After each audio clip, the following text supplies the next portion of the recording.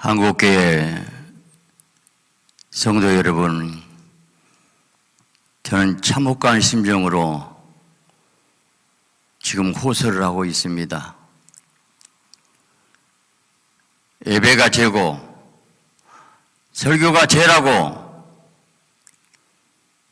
대법원의 판결이 내렸습니다. 문재인 정권 때 코로나 방역 교회를 핍박한 가운데서 폐쇄시켜서 한국교회 10,000개 이상이 없어지는 비참한 상황에 달해 있습니다. 저는 이건 예배를 헌법에 보장된 예배를 가지고 상위법 헌법에 보장된 예배인데 하이 방역법으로 예배를 폐쇄한다. 있을 수 없다. 그리고 예배를 강행했습니다. 그래서 유죄 판결을 받고 제가 벌금 몇 푼 내고 끝내고 싶지 않았습니다. 왜요? 이건 잘못된 거기 때문에 벌금 몇 푼이 문제가 아니구나. 그리고 하나 기도하면서 대법원에 상소를 했습니다. 그런데 대법원장 주재 13명 전체 회의에서 결정된다는 통보를 받고 저는 전 법무장관 김승규 장로님 보고 통화할 때 그 장로님이 말하기를 정말 축하할 일입니다. 이건 기적입니다. 일반 안건은 대법원 판사 3명이 하는데 중요한 이런 안건은 대법원장 주에서 전원 합의로 간 것은 이건 하나님의 기적입니다. 만일에 바지하려면 기각했을 겁니다. 한국교회 살린 일이 생겼습니다. 그러면서 앞으로 코로나가 와도 대법원 판결에서 제가 무죄가 선고되면 한국교회 살린 역사에 있을 겁니다 해서 저는 너무 기쁘고 감사했습니다. 그리고 기다렸습니다. 그런데 이번에 18일 날 2시 판결은 기각이었습니다. 정말 충격입니다. 이게 자유 대한민국이 헌법이 살아있는 나라라고 생각할 수 있겠습니까? 도저히 이해할 수 없는 겁니다. 문재인 정권 때 교회를 죽이기 위해서 했던 거 다 알고 있지 않습니까?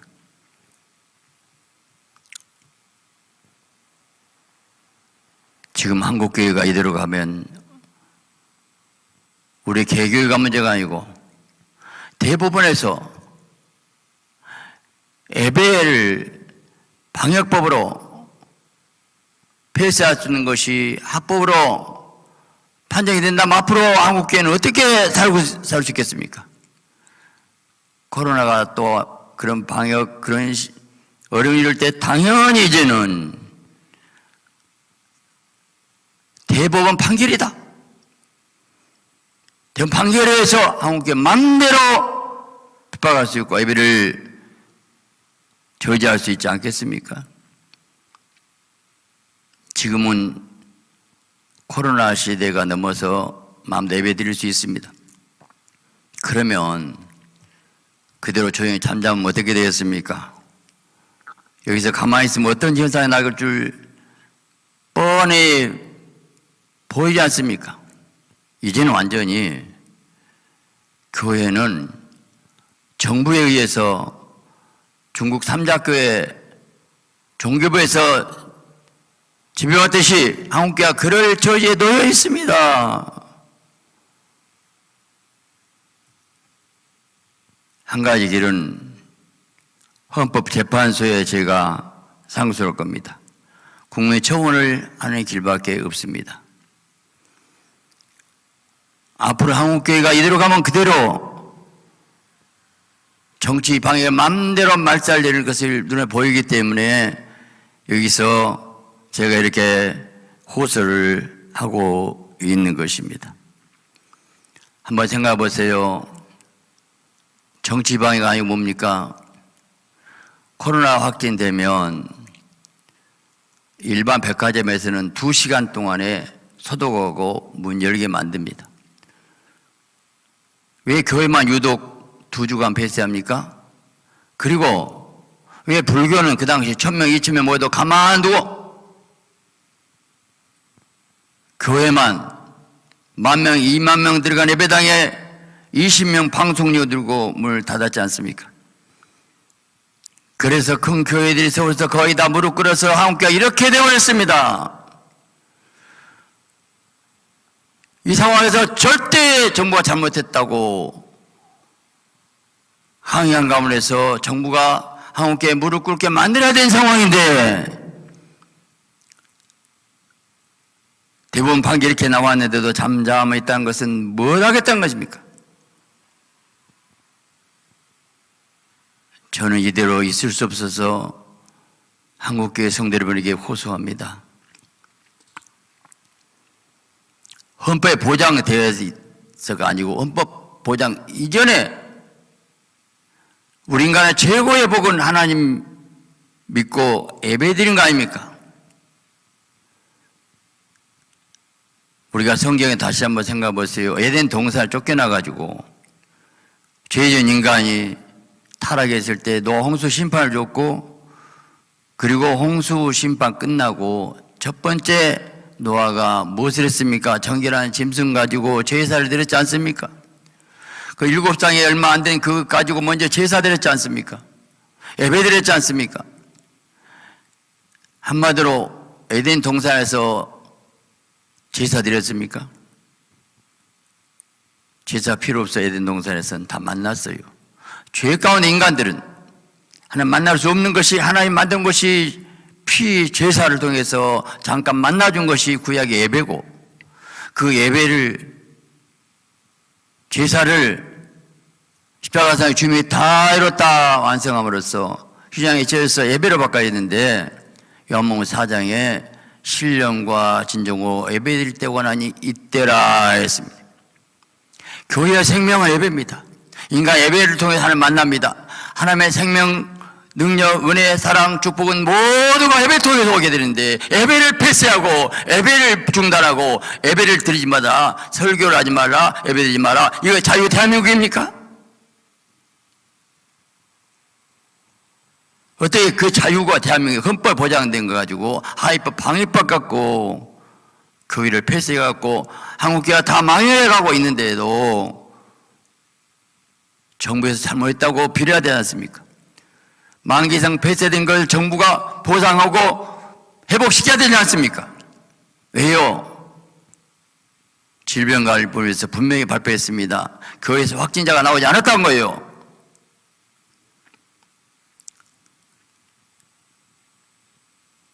저는 정권이 바꿔졌고 대법원에서 당연히 예배의 자유를 인정을 판결을 내릴 것으로 기대를 했고 그럴 수밖에 없다고 생각했어요. 미국 연방헌법에서는 예배에 대해서 방해할 수 없다고 분명히 코로나 시대에도 그렇게 판결이 나와 있습니다.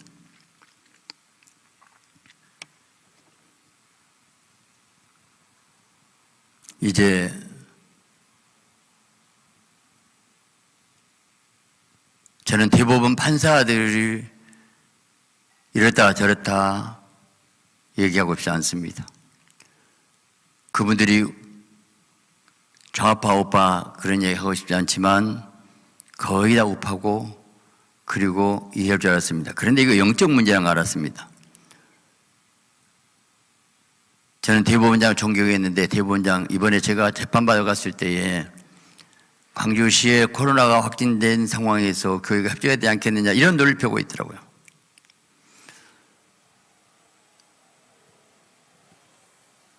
이건 헌법을 지키고 보호해야 할 대법원장 할 일입니까? 왜 그러면 그 당시 불교는 1000명, 2000명 그대로 허용했는가요? 거의 전철에서 백화점에서 그 많은 사람들에서 확진이 나왔고 그건 확진이 하나도 안 나왔는데도 잘못했다고 생각하는데 어떻게 대법원 판사들은 그렇게 깊이 생각도 알지 못하고 이렇게 판결을 내릴 수가 있습니까? 그런데 그대로 여기 사무국에 가만히 있으면 앞으로 제2의 코로나가 오게 되면 그건 아무 없이 문 닫아야 됩니다. 왜요? 대법원 판결이 나왔다니까요. 예배는 죄라고요. 설교는 죄라고 판결 나왔다니까요. 한국교회 성도 여러분, 이대로 가만히 있어야 되겠습니까? 제가 한국교회 대표해서 말할 자격이 없는데 우리 교회가 유독 우리 교회만 대법원 판결을 받게 됐어요. 만일 여기서 우리 교회가 가만히 있다면 저는 나쁜 놈이 되고 죄인이 됩니다. 왜요? 무죄를 못 받았고 유죄를 받았는데 가만히 있으면 저는 죽어야 돼요. 한국교회에 내가 죄를 짓는 거예요. 저는 호소합니다. 한 가지 길이 있습니다. 뭔가 헌법재판소에 올린 겁니다. 그리고 국민청원하는 겁니다. 국민청원 5만 명 이상 서명해야 됩니다. 저는 우리 한국교회에 수백만 성도가 있기 때문에 5만 명 어렵지 않다고 생각합니다. 여러분 끝까지 기도해 주세요. 이제 제가 이 유튜브를 띄울 텐데 유튜브에 여러분 여기에 동참하시면서 댓글란에 저를 지지한다고 찬성 표시해 주시고 서명 나눠해 주시면 이게 국민청원에 할 수 있는 인원이 됩니다.